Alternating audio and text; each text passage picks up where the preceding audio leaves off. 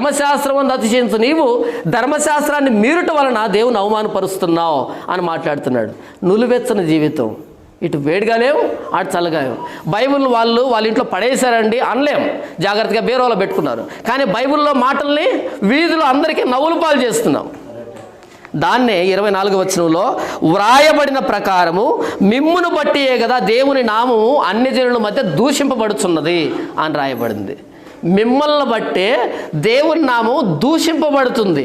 మిమ్మల్ని అంటే దేవుని నమ్ముకోని వాళ్ళ గురించి మాట్లాడుతున్నాడా, దేవుని నమ్ముకున్న వాళ్ళ గురించి మాట్లాడుతున్నాడా?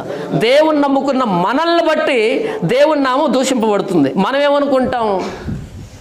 దేవుని నమ్ముకోని వాళ్ళ గురించి మాట్లాడుతుంటా.